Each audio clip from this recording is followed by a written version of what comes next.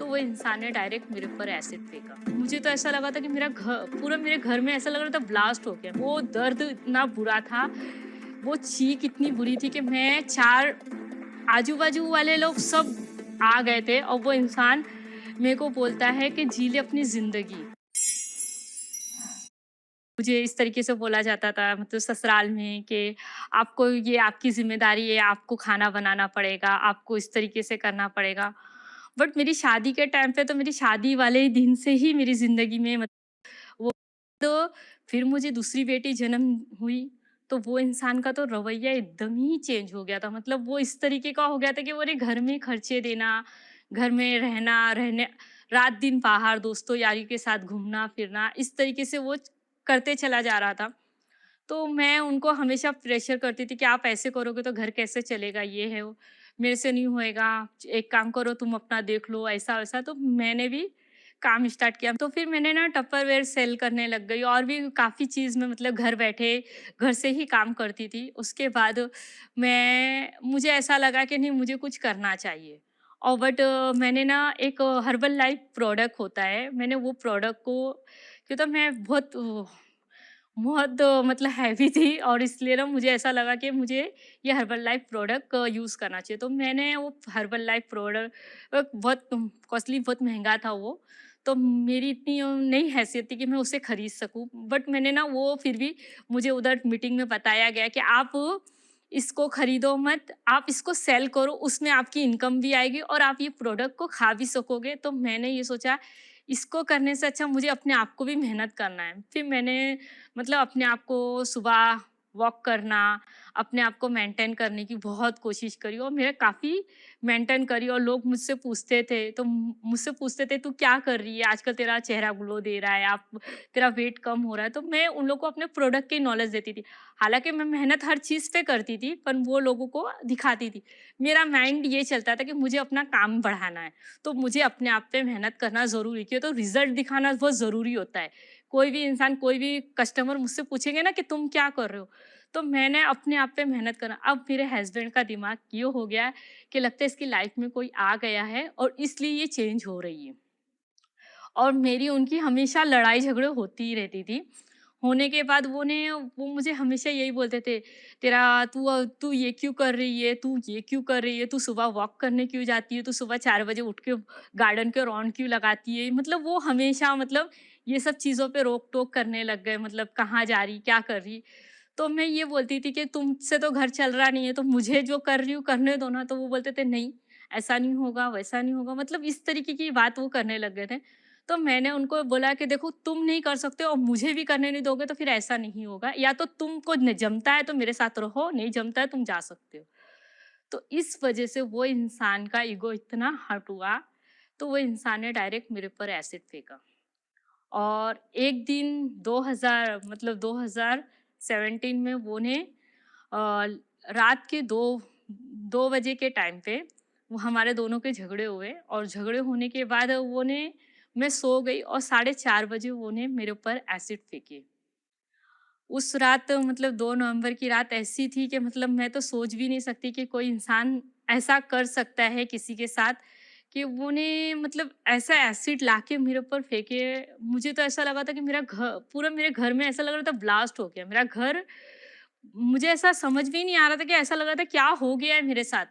मुझे ऐसा लग रहा था कि जैसे घर ब्लास्ट हो गया, कि मीटर फट गया, कि गैस सिलेंडर का ब्लास्ट हो गया, क्या हो गया मतलब इतनी बुरी तरीके से आग जैसा लगा। वो टाइम पे मैंने इतना तेज़ से चिल्लाया था कि आज मुझे कोई बोले कि ज़ाकिरा तुम वैसा चिल्लाओ तो मैं मेरे हलक से वो आवाज़ नहीं निकलेगी। क्यों तो वो दर्द इतना बुरा था, वो चीख इतनी बुरी थी कि मैं 4 आजू-बाजू वाले लोग सब आ गए थे और वो इंसान मेरे को बोलता है कि जी ले अपनी ज़िंदगी।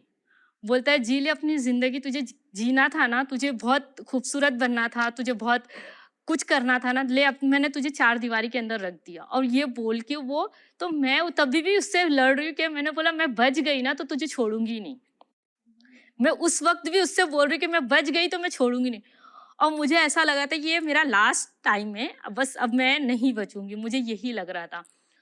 उसके बाद मुझे वो नहीं पता है मेरे आज अगल-बगल जितने लोग थे ना, उन लोगों को ताला कर दिया था, किसी को लॉक कर दिया था, सबके दरवाजे को बाहर से लॉक कर दिया था कि इसे कोई बचा ना सके। और मेरे पूरे घर में मतलब एसिड डालने की वज़ह से पूरा धुआँ-धुआँ हो गया था पूरा घर। मेरे चेहरे से पूरा धुआँ निकल रहा था, मुझे तो कुछ नहीं पता था, मैंने तो आँख ही बंद कर लिया था कि मुझे ऐसा लगा था ये एसिड आँख में गई तो मेरी आँख चली जाएगी, तो फिर भी मैंने आँखों को दोनों पैक कर लिया था। पर इस आँख का इन्फेक्शन इतना हो गया था कि ये आँख को निकालना पड़ा, डॉक्टर ने बोला ये आँख को नहीं निकालोगे तो ये आँख में इन्फेक्शन हो जाएगा, ये भी खराब हो जाएगी। तो बट जब ये होने के बाद मुझे हॉस्पिटल लेके गए। हॉस्पिटल सरकारी हॉस्पिटल में पता है कि मतलब जल्दी ट्रीटमेंट स्टार्ट नहीं होता, वो करीबन 24 घंटे मुझे ऐसे ही रखा गया। फिर मैं मतलब उधर देख रही थी, मुझे जो से वार्ड में रखा गया था, जो वन्स वार्ड रहता है, तो वहाँ पे जब रखे गए तो उधर ना 4-5 पेशेंट थे मेरे अगल-बगल। जब मैं उधर गई, तो उधर सबकी चिल्लाने की, रोने की आवाज़ आ रही थी और मुझे दिखाई तो नहीं दे रहा था, मेरी आँखें तो बंद कर दिए थे और मुझे सबने बोले थे कि आँख मत खोलना। किसी ने कोई दूध लाके मुँह पे मार रहा है, तो किसी ने पानी मार रहा है, जिसको जैसा समझ में आ रहा था वो लोग कर रहे थे, मेरी हेल्प कर रहे थे, मेरे पड़ोस वाले। उस वक़्त किसी के घर में वो टाइम पे दूध था भी नहीं, सुबह 5 बजे के टाइम पे, किसी के घर में था, किसी की दुकान नहीं खुली थी, मतलब ऐसे करके काफ़ी लोग जमा हो गए थे और फिर मुझे हॉस्पिटल लेके गए। हॉस्पिटल लेके गए तो वहाँ पे मेरा बयान लिए, मेरी ट्रीटमेंट चालू हुए। ट्रीटमेंट के 24 घंटे के बाद मेरी पूरी बॉडी फूलने लग गई थी। मतलब मेरी बॉडी इस तरीके से हो गई थी कि डॉक्टर ने नाउम्मीद का बता दिया था कि जवाब दे चुका था कि बहुत मुश्किल है। फिर मेरे घरवाले सोचे कि शायद ये म्युनिसिपल हॉस्पिटल है, शायद हम इनको प्राइवेट में अच्छी जगह ट्रीटमेंट करवाएँ, शायद इसका कुछ अच्छा हो जाए। और मैं मेरी मम्मी से यही बोल रही हूँ कि मुझे यहाँ से निकालो, यहाँ से निकालोगे तो मैं ज़िंदा रह जाऊँगी, यहाँ तुम रखोगे तो मैं मर जाऊँगी। मतलब मेरा यही एक वर्ड था। मैंने बोला आप लोग मुझे निकाल रहे हो कि नहीं निकाल रहे हो यहाँ से? क्योंकि तो मैंने वहाँ पे 24 घंटे में क्या नोटिस किया था, मैं देख तो नहीं सकती थी पर मेरे इर्द-गिर्द जितने पेशेंट थे, वो 4-5 घंटे के अंदर सब ऑफ हो चुके थे। और मैं बार-बार पूछ रही मेरे घरवाले से कि जो अभी फलाँ चिल्ला रही थी वो कहाँ गई? तो मेरे घरवाले बोलते तो वो अच्छी होके चली गई, पर मुझे पता था कि वो ऑफ हो चुकी है। मेरा दिल वो चीज़ बोल रहा था कि सारे लोग ऑफ हो गए, कोई 2 घंटे बाद हुआ है, कोई 4 घंटे के बाद हुआ है, कोई 6 घंटे के बाद, मतलब 2-3 ऐसे पेशेंट थे खत्म हो गए थे। तो मुझे और डर लगने लग गया और मैं मेरी मम्मी को बोली कि आप लोग मुझे निकाल रहे हो कि नहीं निकाल रहे हो कि मैं यहीं दम तोड़ दूँ। मतलब मेरी मम्मी से लड़ भी रही हूँ वो टाइम पे, तो मेरी मम्मी लोग बोल रहे तेरे लिए हॉस्पिटल हम लोग ट्राई कर रहे हैं, अभी यहाँ से पहले दूसरे हॉस्पिटल में बात करेंगे तभी यहाँ से लेके जाएँगे हम लोग। इधर से लेके जाके तुझे घर में नहीं रखेंगे, तुझे टाइम दे। फिर वो 24 घंटे में उन लोग ने पता करे कौन-सा हॉस्पिटल है, ऐसे बर्न्स पेशेंट के लिए कि कौन-सा स्पेशलिस्ट डॉक्टर कौन है, क्या है। वो लोगों ने पता करते-करते मुझे मसीना हॉस्पिटल लेके गए, भाई खल्ला है में है। पूरा दिन जी गई तो हम लोग इसके ऊपर काम कर सकते हैं। ऐसे ही चलते गया, मुझे तो कुछ पता ही नहीं था कि क्या होगा मेरे साथ, क्या नहीं होगा। हालाँकि जो मेरा फेस पूरा जला हुआ था जो, तो उसको डॉक्टर ने पूरी तरीके से ट्रीटमेंट स्टार्ट किया। करने के बाद मेरे यहाँ पे एक मशीन डाल दिया गया कि मैं जिस तरीके से मैं चिल्लाती थी, दर्द होता था, मुझे तकलीफ़ होती, तो वो आवाज़ दूसरे तक ना जाए। तो यहाँ पे एक ट्यूब डाल दिया गया था कि जिससे मैं अपनी बातें ना बोल सकूँ लोगों को। वो मतलब 4 महीना मतलब एक बस अंदर ही अंदर सोचती थी, अपना दर्द भी किसी को बता भी नहीं सकती थी और रोती थी और आँख से दुनियादारी देखती नहीं थी कि कितना टाइम हो रहा है, सुबह हो रही है कि शाम हो रही है, ये पैक कर दिया गया था मुझे और गले से भी बात नहीं कर पाती थी। करीबन ऐसे 4-5 महीना निकला और 4-5 महीने के बाद मुझे आँख की पट्टी खोला गया मेरे और मुझे पट्टी खोलने के बाद मुझे दिखा कि हाँ, चलो।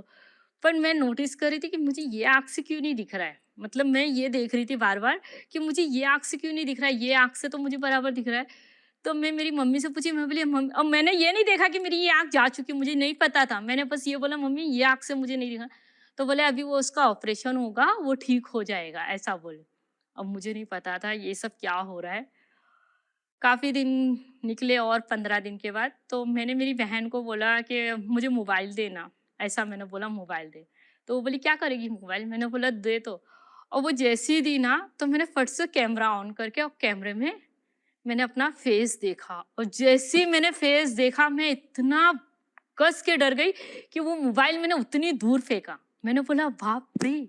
मतलब मेरे साथ क्या हो गया? मतलब मुझे समझ में नहीं आ रहा था कि मैं क्या हो गई? मुझे ज़रा-सा भी मुझे ऐसा लग रहा नहीं था कि मैं जिऊँ। मुझे ऐसा लग रहा था कि मैं मेरी मम्मी को बोला कि आप लोग ने मुझे बचाया क्यों?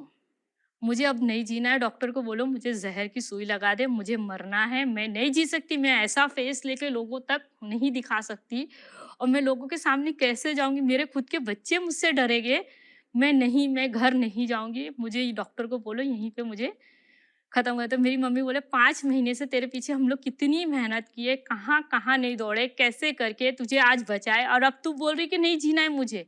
मैंने बोला नहीं, मैं ये फेस लेके अब कहीं नहीं जा सकती हूँ। बहुत मतलब रोना तो इतना आता था, बहुत रोती थी मतलब समझ में नहीं आता था कि ज़िंदगी कहाँ से स्टार्ट करूँ, कोई रास्ता नहीं, समझ में ही नहीं आता था। फिर धीरे-धीरे करके जब डॉक्टर ने डिस्चार्ज किया, घर गई, घर जाने के बाद मैंने सबसे पहले मेरी मम्मी को बोला, "मम्मी 5 महीने हो गए, मैंने अपने बच्चों से नहीं मिली, मेरे बच्चों से मुझे मिलाओ।"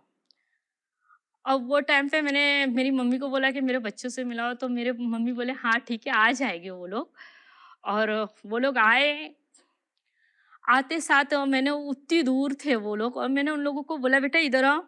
वो बच्चे मुझे देख के काँप रहे थे और काँप रहे थे और रो रहे थे कि नानी ये मेरी मम्मा नहीं है। और ये कह रहे थे कि नहीं ये मेरी मम्मा नहीं है, ये किसको आपने लेके आ गए हैं?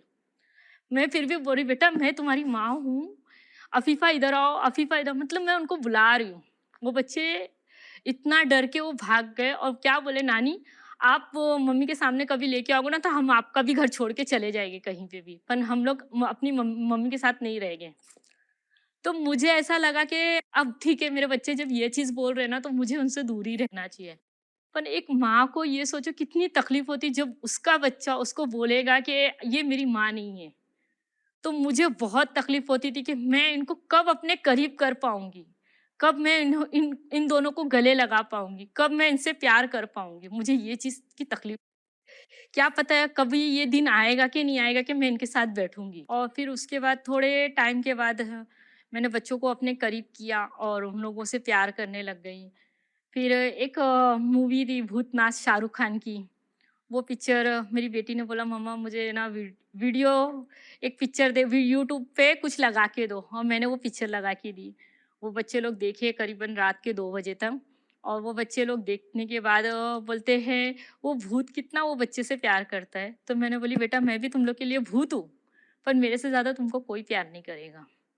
कि तो माँ से ज़्यादा कोई प्यार नहीं करेगा और वो चीज़ मैंने उस दिन उन लोगों के दिमाग में फिट की और वो बच्चे जब से मतलब एकदम वो फ्री हो गए कि मतलब हाँ, अब ये ही मेरी माँ है।